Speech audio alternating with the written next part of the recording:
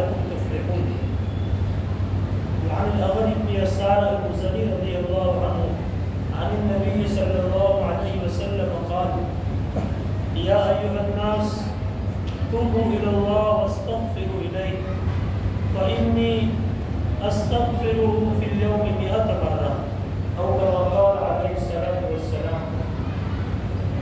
وعن أبي هريرة رضي الله عنه قال: كان النبي صلى الله عليه وسلم يبشر أصحابه يقول: يا أيها الناس قد أتاكم شهر مبارك شهر رمضان كتب الله عليكم صيامه فيه تفتح أبواب الجنان وتغلق فيه أبواب الجحيم وتغل فيه مردة الشياطين وفيه ليلة خير من 1000 شهر أو كما قال عليه الصلاة والسلام. صدق الله العظيم وصدق رسوله النبي الكريم ونحن على ذلك من الشاهدين والشاكرين والحمد لله رب العالمين. میرے بزرگوں اور میرے اسلامی بھائی،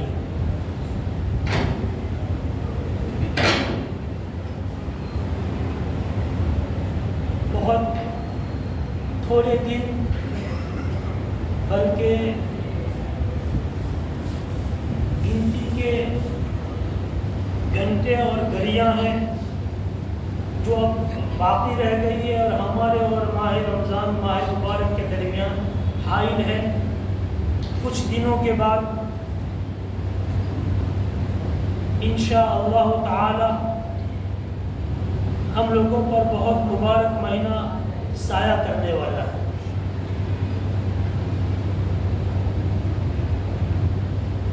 رمضان المبارک کا مہینہ کسی مسلمان کو حاصل ہو جاتا ہے بالغ ہونے کے بعد، صحت کے ساتھ، عافیت کے ساتھ، سلامتی کے ساتھ. اگر ایک بندے مومن رمضان کو پا لیتا ہے، اللہ تعالیٰ اس کو رمضان مبارک عطا فرما دیتے ہیں. آپ سمجھیے یہ اللہ تعالیٰ کا بہت بڑا انعام ہے، اللہ کا بہت بڑا احسان اور فضل و کرم ہے اگر کسی کو یہ نعمت عظمیٰ میسر ہو جائے، حاصل ہو جائے. اللہ ہم سب کو عافیت کے ساتھ، سلامتی کے ساتھ ماہ مبارک نصیب فرمائے. رمضان کی عظمتیں، ماہ رمضان اور رمضان مبارک کی برکتیں، اس مبارک مہینے کو اللہ تعالیٰ نے مومن کے لیے جو بطور انعام اور بطور اکرام کے رکھا ہے، اس مہینے میں کیا ایسی تاثیر ہے، اس کی کیا حقیقت ہے. سچی بات تو یہ ہے کہ گناہوں والی زندگی کی وجہ سے میں اور آپ اس مبارک مہینے کی صحیح عظمتوں کا ادراک اور اندازہ نہیں لگا سکتے. یہ تو پیغمبر ہوتا ہے، اللہ کا نبی اور رسول ہوتا ہے، جس کو اللہ تعالیٰ آسمانی علم اس کے سینے پر کھولتے ہیں، وحی کے ذریعے حقائق کا انکشاف کرتے ہیں. وہی اپنی وحی کی روشنی کی وجہ سے اس کی صحیح عظمت کا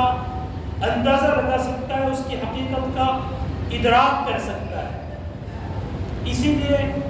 نبی اکرم صلی اللہ علیہ وسلم کو چونکہ اس حقیقت کا علم تھا، رمضان کی اہمیت آپ علیہ السلام کے سامنے تھی کہ رمضان میں کیا کچھ ہے اور کیا ہے. اس لیے اللہ کے رسول صلی اللہ علیہ وسلم خود رمضان کا استقبال فرماتے تھے، رمضان کا انتظار کرتے تھے، رمضان کے لیے دعائیں مانگتے تھے. مشہور دعا لوگوں میں مشہور ہے، رجب کا چاند جب نظر آتا تھا نبی اکرم صلی اللہ علیہ وسلم دعا فرماتے ہیں. رجب کا مہینہ رمضان سے 7 دن پہلے شروع ہوتا ہے. بیچ میں شعبان کا مہینہ جس سے ہم گزر رہے ہیں اور 5 دن کا فاصلہ ہے. آج منگل کا دن گزر گیا، بدھ، جمعرات، جمعہ، سنیچر 4 ہی دن ہے. انشاءاللہ اتوار کی صبح رمضان کو ہم پا لیں گے. شعبان کا مہینہ ہے، اس سے پہلے رجب کا مہینہ آتا ہے، اور رجب کا چاند پہلا جب نظر آتا ہے تو ایسا نہیں ہے کہ رجب کے بعد والا مہینہ رمضان کا ہے، لیکن اللہ کے رسول صلی اللہ علیہ وسلم کو جو طلب ہے، اللہ کے رسول صلی اللہ علیہ وسلم کو جو انتظار ہے رمضان کا، رجب کا چاند دیکھ کر دعا فرما رہے ہیں اللہم بارک لنا فی رجب و شعبان و بلغنا رمضان، یعنی شعبان کا مہینہ بیچ میں بھی آنے والا، ابھی تو رجب شروع ہوا لیکن شعبان کے مہینے کو اوورٹیک کر کے اللہ کے رسول صلی اللہ علیہ وسلم امت کو رمضان کا تصور پیدا کرنا چاہتے ہیں، یعنی امت کے ذہن کو لے جانا چاہتے ہیں ابھی سے، ابھی تو رجب پاس ہوگا پھر شعبان آئے گا، پھر ابھی سے یہ ایک اندر کی طلب ہوتی ہے۔ آدمی کو جب کسی چیز کا شوق ہوتا ہے، کسی کا انتظار ہوتا ہے تو وہ اسی کے چرچے میں رہتا ہے، وہی باتیں اس کی زبان سے ہر وقت سننے کو ملتی ہے۔ رجب کا چاند دیکھ کر اللہ کے رسول صلی اللہ علیہ وسلم کا ذہن شعبان کو چھوڑ کر اوورٹیک کر کے رمضان تک پہنچ رہا ہے، اور حضور دعا فرما رہے ہیں اے اللہ ہمیں رجب میں بھی اور شعبان کے مہینے میں ہماری زندگی میں اتنی برکت دے کہ ہم ان دونوں مہینوں کو عافیت کے ساتھ پاس کر جائیں اور ہم رمضان تک پہنچ جائیں، اللہ میں رمضان نصیب کر دے۔ اس لیے سلامتی کے ساتھ، صحت کے ساتھ، فراغت کے ساتھ اگر رمضان مل جاتا ہے تو یہ بہت بڑی نعمت ہے، اللہ کا بہت بڑا احسان ہے، جس کا جتنا شکر ادا کیا جائے اتنا کم ہے۔ اللہ کے رسول صلی اللہ علیہ وسلم کے بارے میں صحابہ کرام فرماتے ہیں، ابو ہریرہ رضی اللہ تعالیٰ عنہ فرماتے ہیں کان النبی صلی اللہ علیہ وسلم یبشر اصحابہ، اللہ کے رسول صلی اللہ علیہ وسلم تو اپنے صحابہ کو رمضان کی خوشخبری دیتے تھے، باقاعدہ مبارکبادی پیش کرتے تھے، خوشیوں کے موقع پر ملنے والے چاہنے والے دوسروں کی خوشی میں شریک ہو کر ان کو مبارکبادی اور تہنیت دیتے ہیں، اور جو ہے ان کو خوشی میں شریک ہونے کا اپنی طرف سے اظہار کرتے ہیں کہ آپ کی خوشی میں ہم خوش ہیں اور ہمیں بھی بہت فرحت ہے، اور خوشخبری پیش کرتے ہیں۔ یا کسی کے یہاں اپنا کوئی عزیز، اپنا کوئی محبوب، اپنا کوئی پیارا آنے والا ہوتا ہے، جن لوگوں کی اولادیں اوورسیز ہوتی ہے، ابھی بیٹا آنے والا ہے، آدمی اپنے گھر میں مسرت اور خوشی کے جذبات ہوتے ہیں، آدمی اپنے دوستوں کو کہتا ہے ہمارا بیٹا آنے والا ہے، ہماری بیٹی آنے والی ہے، ہمارے فلاں آنے والے ہیں، اور کئی دنوں پہلے سے اس کا چرچا شروع ہو جاتا ہے، اس کی تیاری شروع ہوتی ہے۔ آدمی کے یہ فطری جذبہ ہے کہ وہ مسرت کا اظہار کرتا ہے، خوشی کو بانٹنا چاہتا ہے۔ اللہ کے رسول صلی اللہ علیہ وسلم کو رمضان کی بشارت سنانے میں گویا ایک قسم کی خوشی ہوتی تھی، اور یہ اللہ کے رسول صلی اللہ علیہ وسلم اس خوشی کو اپنے صحابہ کے ساتھ شیئر کر رہے ہیں۔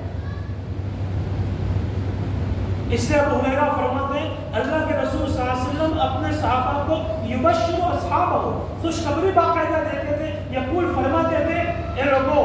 تم پر ایک بہت مبارک مہینہ آنے والا ہے، وہ رمضان کا مہینہ ہے، کتب اللہ علیکم صیامہ، اللہ نے ان کے روزے تم پر فرض قرار دیے ہیں۔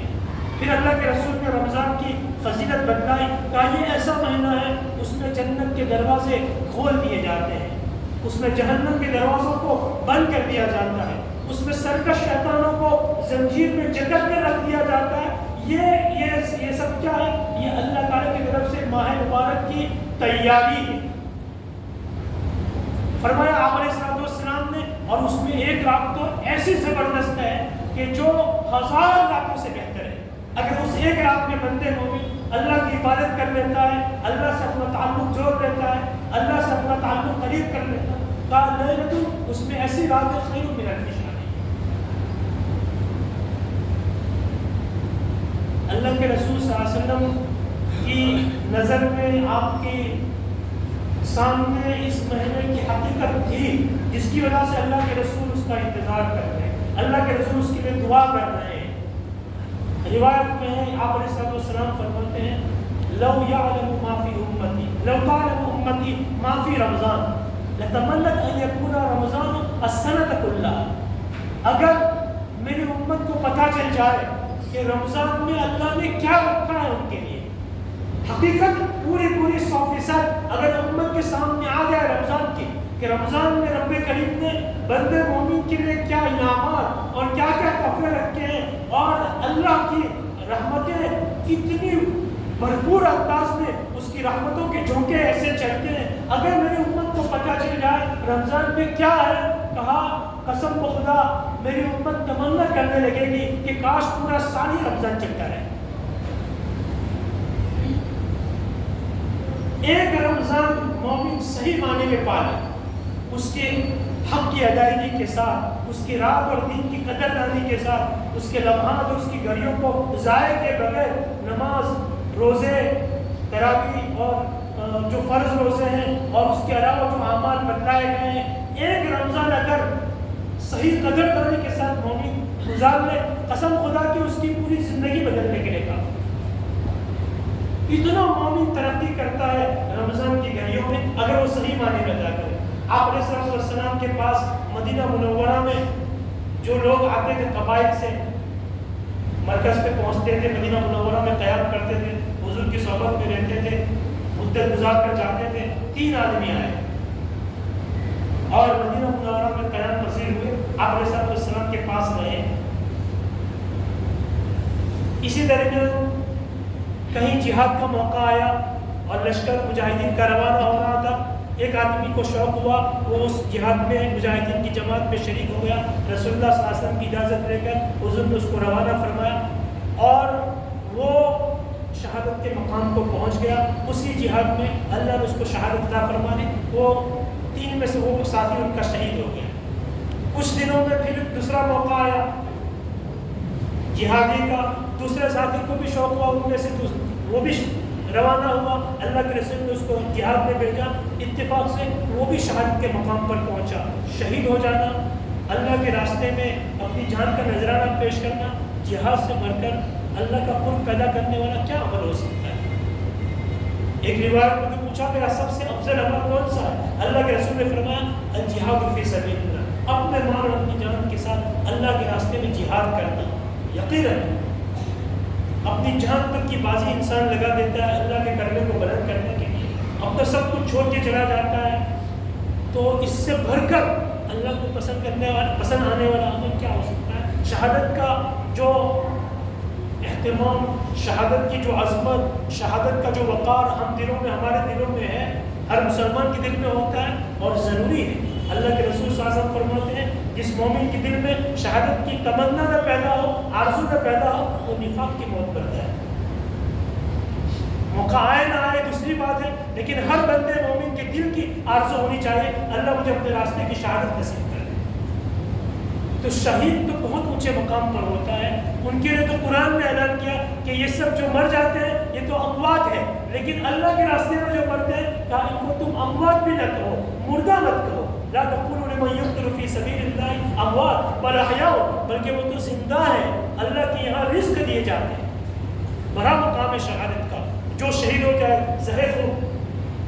وہ دونوں ساتھی جو 3 آئے تھے، دونوں اللہ کے راستے میں شہادت پا گئے اور اونچا مقام پا گئے۔ تیسرا ساتھی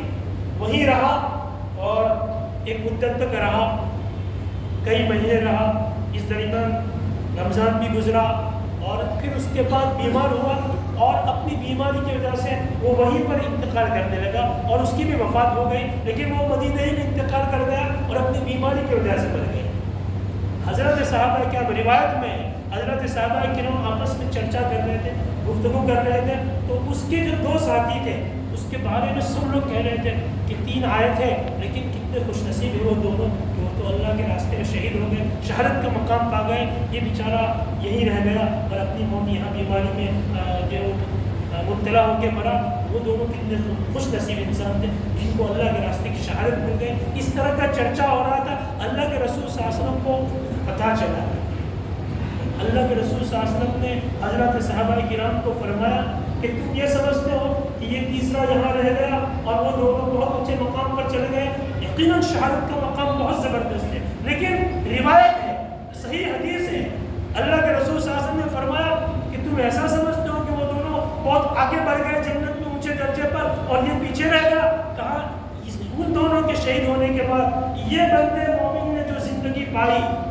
اور جتنی نمازیں اس نے پڑھی، رمضان پایا اور اس کے روزے رکھے، تراویح پڑھی، جو نماز اور روزوں کی اس کو توفیق ملی، اس کی زندگی بڑھی، اتنی لمبی ہوئی۔ وہ دونوں پہلے اللہ کے یہاں پہنچ گئے، یہ بعد میں زندہ رہا اور اتنے مہینے تک رہا، اس نے نمازیں پڑھی، اس نے رمضان پایا، یہ سب کہاں ہے؟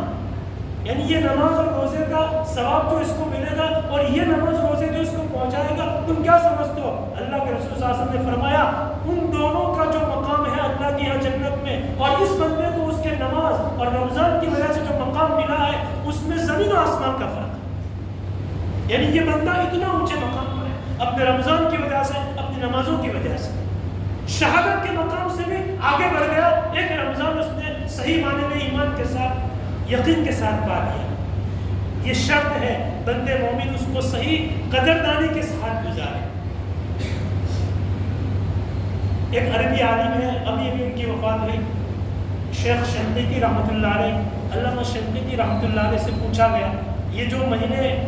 یہ جو راتیں ابھی 15 شعبان کی رات گئی، رجب کا مہینہ خود اشہر حرم میں اس کا شمار ہے، حرمت والا مہینہ سمجھا جاتا ہے، جو 12 مہینے میں 4 مہینے اشہر حرم کہے جاتے ہیں۔ ہمارے یہاں تو اب جو ہے وہ 15 شعبان اور شب قدر اور یہ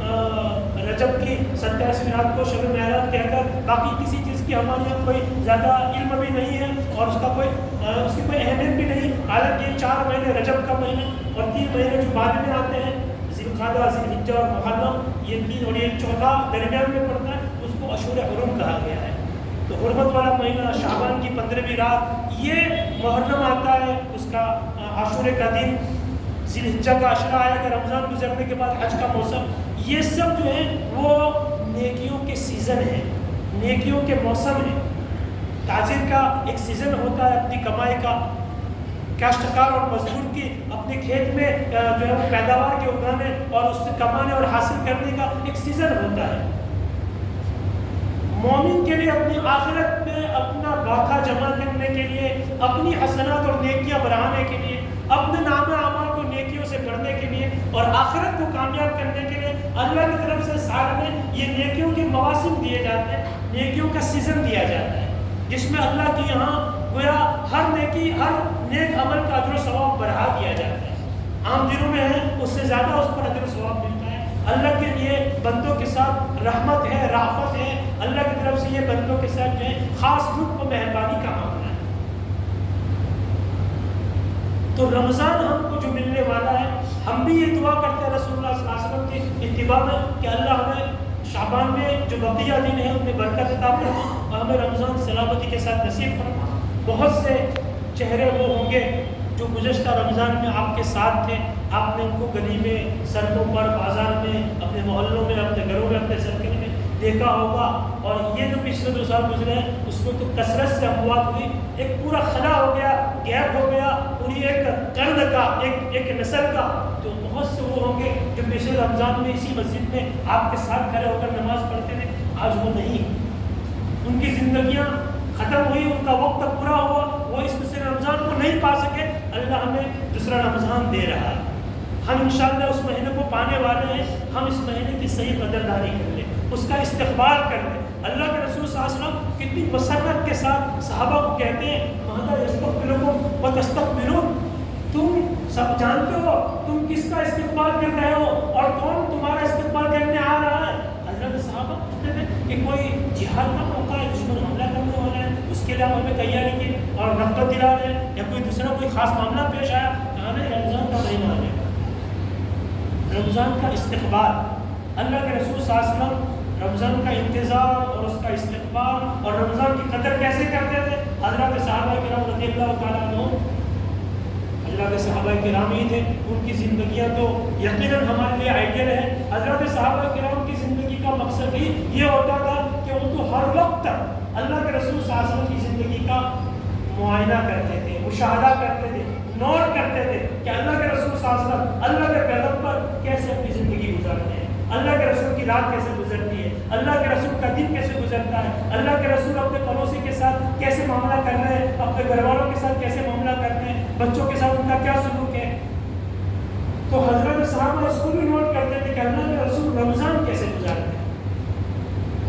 صحابہ کرام کا بیان ہے، محدثین نقل کرتے ہیں، حضرت صحابہ فرماتے ہیں ہم نے نبی اکرم صلی اللہ علیہ وسلم کی زندگی میں جو چینجنگ دیکھا، رمضان میں جو اس میں تغیر اور تبدیلی آتی تھی، تو فرماتے ہیں کہ ایک تو ہم نے یہ محسوس کیا اور نوٹ کیا کہ عام دنوں میں اللہ کے رسول صلی اللہ علیہ وسلم کا جو معمول تھا عبادت کا، رمضان میں آپ کی عبادت میں بڑھوتری ہو جاتی تھی، آپ عبادت کی جستجو میں رکھ جاتے تھے کہ کس شکل میں، کہ کس صورت میں اپنے رب کو راضی کرے، کیا کون سے نیک عمل کرے، کس طرح اپنے رب کو خوش کر دے۔ عبادت میں آپ کی کثرت ہو جاتی تھی، آپ جستجو بڑھا دیتے تھے۔ حالانکہ ہمارے محدثین کہتے ہیں کہ رمضان کے علاوہ باقی عام دنوں میں بھی اللہ کے رسول کی عبادت کوئی کم نہیں ہوتی تھی۔ روایت میں الفاظ حضرت عائشہ رضی اللہ تعالیٰ فرماتی ہیں، عام دنوں کا معمول حضور کا کہ رات میں نبی اکرم صلی اللہ علیہ وسلم تہجد میں اتنا لمبا قیام کرتے تھے، اللہ کے حضور اتنے لمبے عرصے تک نماز میں کھڑے رہتے تھے، قرآن کی تلاوت میں مشغول رہتے تھے عام دنوں میں، حتیٰ تورمت قدما، روایت کے الفاظ ہیں اتنا لمبا تہجد میں کھڑے رہتے تھے کہ آپ کے قدم مبارک سوج جاتے تھے، ورم آ جاتے تھے، پھول جاتے تھے۔ یہ عام دنوں کا معمول ہے، اتنا رمضان کے علاوہ میں آپ کی عبادت کا معمول تھا۔ اب حضرت صحابہ جب یہ کہتے ہیں کہ رمضان میں آپ کی عبادت میں معمولات میں اضافہ ہو جاتا تھا، بڑھ جاتا تھا عبادت کا معمول، ہم تو سوچ ہی نہیں سکتے کہ آخر کس طرح کی بڑھوتری ہوتی ہوگی جبکہ عام دنوں میں اس طرح حضور کی عبادت کا یہ معمول ہے۔ حضرت صحابہ کہتے ہیں دوسری تبدیلی ہم رمضان میں آپ کے عام معمول میں یہ دیکھتے تھے کہ اللہ کے رسول کا انفاق، اللہ کے راستے میں خرچ کرنا، یتیموں پر، مسکینوں پر، غریبوں پر، حاجت مندوں پر اللہ کے راستے میں خرچ کرنا، آپ کا انفاق بڑھ جاتا ہے، یعنی بہت زیادہ خرچ کرتے تھے۔ عام دنوں میں تو حضور خرچ کرتے ہی تھے، عام دنوں کا معمول شمائل میں لکھا ہے کہ حضور کے پاس سے کوئی سائل، کوئی مانگنے والا کبھی خالی ہاتھ نہیں گزرتا، آپ کے پاس ہوتا آپ عطا فرما دیتے، اگر بر وقت نہیں ہوتا اس کو وعدہ فرما دیں کہ فلاں وقت آنا، یا اپنے کسی ایسے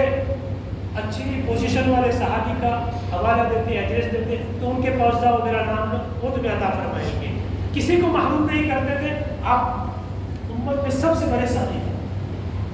لیکن رمضان میں آپ کی سخاوت کا عالم اور بڑھ جاتا ہے۔ اور تیسری چیز جو حضرات صحابہ نے نوٹ کی، صحابہ کرام فرماتے ہیں اللہ کے حضور آپ کی گریہ و زاری بہت بڑھ جاتی ہے، دعاؤں کا معمول اور گریہ و زاری اپنے رب کو راضی کرنے کے لیے، اپنے رب کے ساتھ تعلق جوڑنے کے لیے اللہ کے حضور اپنے آپ کو عاجز بنا کر پیش کرنا، اپنے آپ کو مفلس اور بھکاری بنا کر کہا، اللہ کے حضور آپ کی گریہ و زاری رمضان میں بڑھ جاتی ہے۔ یہ حضور کا استقبال تھا۔ اللہ کے رسول صلی اللہ علیہ وسلم تو بہرحال پیغمبر ہیں اور نبی ہیں، بلکہ افضل الانبیاء ہیں، ہم تو آپ کے معمولی صحابی کی حالت کو بھی نہیں پہنچ سکتے۔ حضرت صحابہ کرام آپ کے نقش قدم پر تھے، امت کے اولیاء کا یہ حوصلہ تھا، ان کی یہ عظیمت تھی، ان کے یہ حوصلے بلند تھے کہ وہ حضور کے اس اسوے کو اپنا اسوہ بنا کر، حضور کے معمول کو اپنا معمول بنا کر رمضان کا اس طرح استقبال اور رمضان اس طرح گزارتے تھے۔ جو ہمارے اکابر اور بزرگان دین ہیں ان کی زندگیوں میں دیکھیں، ان کے رمضان کے معمولات تو ہمیں ملتا ہے کہ وہ حضور کے نقش قدم پر ہیں۔ تلاوت قرآن حضرات اکابر کے یہاں رمضان میں بڑھ جاتے تھے۔ عمرو بن قیس ملائی مشہور تابعی ہے، ان کے بارے میں لکھا ہے ابن رجب حنبلی نے کہ رمضان میں شعبان کا چاند دیکھ کر وہ دکان چلاتے تھے، وہ دکاندار تھے، اپنی دکان بند کر دیتے، شٹر گرا دیتے تھے شعبان کے پہلے چاند سے، اور کہتے تھے کہ یہ تو شہر القرآن، یہ تو قرآن کا مہینہ ہے،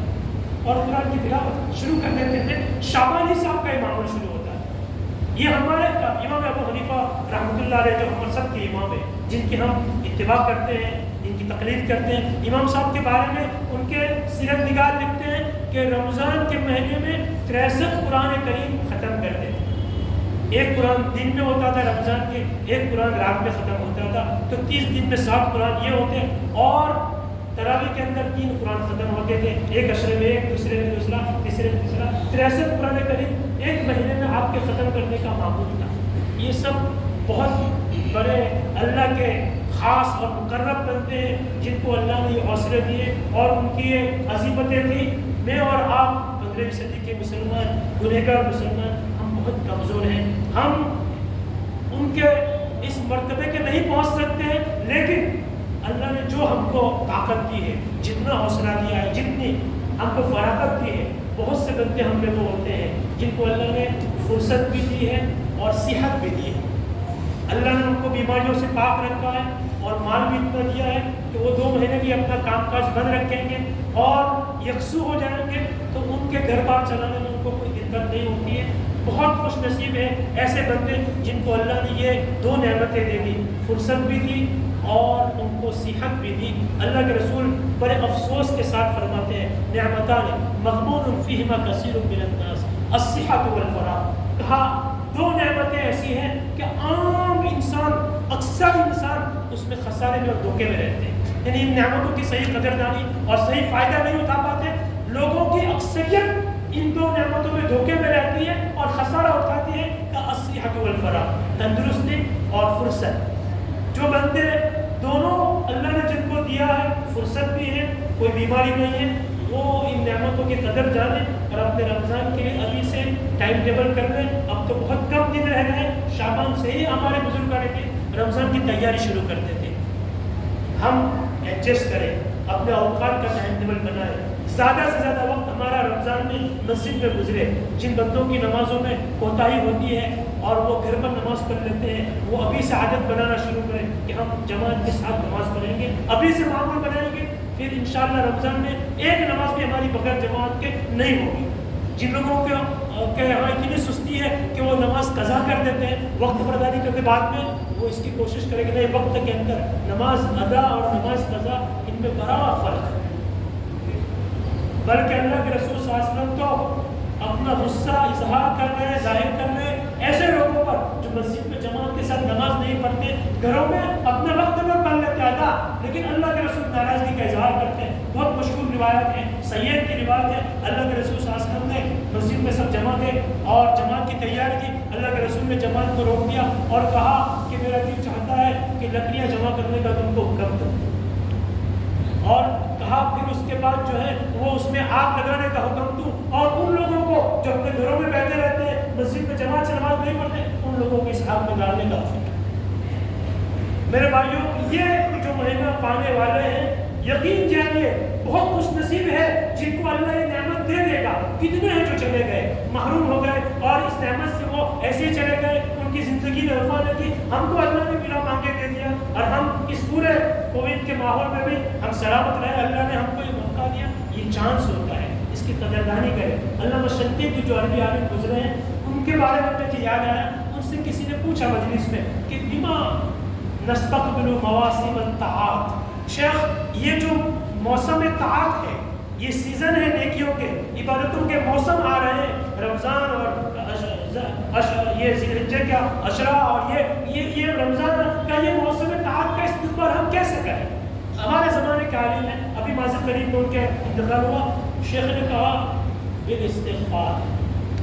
کہا ہم لوگوں کا حال تو ہمارے مناسب تو یہی ہے کہ ہم ایسے سیزن کے اور ایسے موسم طاعت کا استقبال استغفار سے کریں۔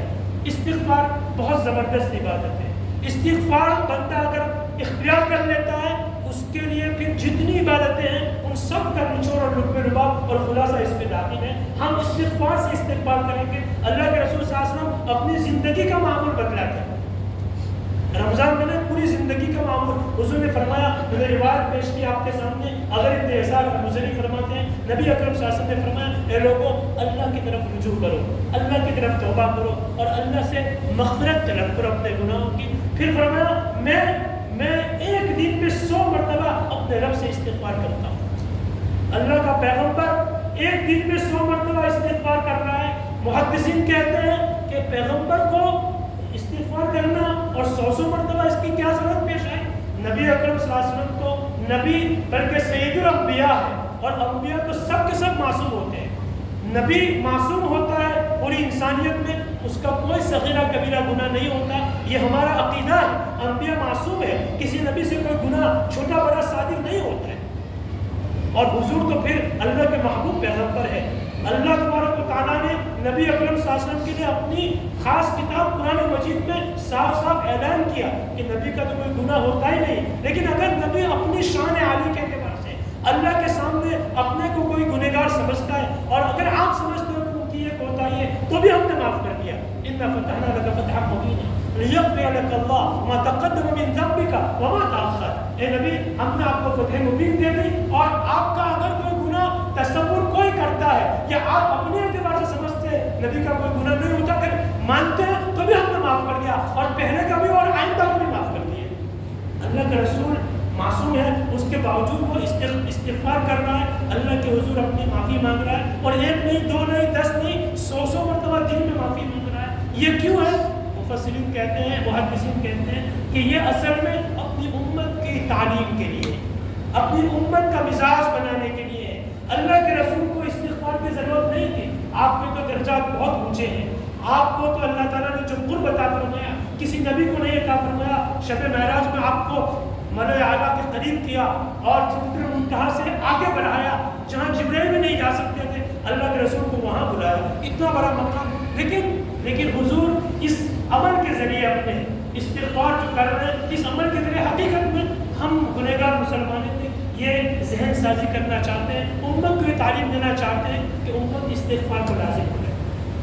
اپنے گناہوں کی معافی مانگ لے، اپنے رب سے اپنا تعلق درست کر لے. استغفار کتنی بڑی نعمت ہے. اللہ تبارک و تعالیٰ قرآن مجید میں فرماتے ہیں وَمَا كَانَ اللَّهُ لِيُعَذِّبَهُمْ وَأَنْتَ فِيهِمْ. دو نعمتیں اللہ نے اس آیت میں ذکر فرمائی. وَمَا كَانَ اللَّهُ لِيُعَذِّبَهُمْ وَأَنْتَ فِيهِمْ وَمَا كَانَ اللَّهُ مُعَذِّبَهُمْ وَهُمْ يَسْتَغْفِرُونَ. اللہ کے رسول کو فرمایا اے حبیب، اے میرے محبوب، جب تک آپ ان لوگوں میں موجود ہیں، آپ جب تک ان میں موجود ہیں، زندہ ہیں، آپ جب تک رہیں گے، میں آپ کی امت کو عام عذاب نہیں دوں گا. اگلی امتوں پر، اگلے نبیوں کی امتوں پر جو عام عذاب آیا کرتا تھا نافرمانی اور مخالفت کی وجہ سے، اور پوری امت کو، قوم کو ہلاک کر دیا جاتا تھا، اللہ کے